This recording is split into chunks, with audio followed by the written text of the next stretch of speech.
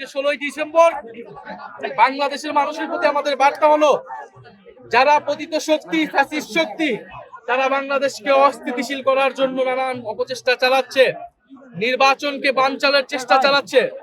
বাংলাদেশের মানুষ এখন চাই স্থিতিশীলতা, আইন শৃঙ্খলা, স্বাভাবিক পরিবেশ। আমরা সরকারের প্রতি বারবার বলেছি, ওসমান হাদিকে যারা হত্যা করেছে, তাদেরকে যারা হত্যার চেষ্টা করেছে, গুলি চালিয়েছে, তাদেরকে এখনো গ্রেফতার করতে পারে নাই এই সরকার। আমাদেরকে আমাদের নিরাপত্তা নিজেদেরকেই নিশ্চিত করতে হবে। বলে জনগণের মধ্যে আমাদের সেই সংগঠন লাগবে। জনগণকে আমরা আবার আহ্বান জানাবো, 5ই আগস্টের পরবর্তী সময়ে আমাদের নিজেদের নিরাপত্তা আমরা নিজেরাই নিশ্চিত করেছিলাম। তখন কোনো সরকার ছিল না, পুলিশ ছিল না। বাংলাদেশ সেই পরিস্থিতির দিকে যাচ্ছে। সরকার পুলিশের উপর নির্ভরশীল করে আমরা আমাদের জীবন, আমাদের যোদ্ধা, জুলাই যোদ্ধাদের জীবনের নিরাপত্তা আমরা নিশ্চিত করতে পারবো না। ফলে মানুষকে সচেতন থাকার আহ্বান জানাচ্ছি। এবং সামনের যে নির্বাচন, এই নির্বাচনটি হচ্ছে গণভোট।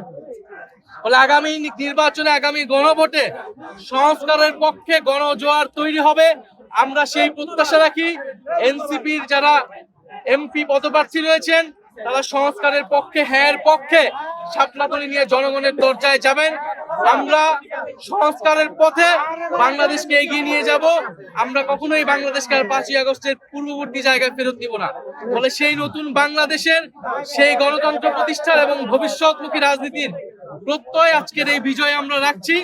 এবং বাংলাদেশের জনগণের প্রতি আমাদের এই আহ্বান থাকবে যে আমরা ঐক্যবদ্ধ আছি 71-এর দালালদের বিরুদ্ধে, 24-এর দালালদের বিরুদ্ধে।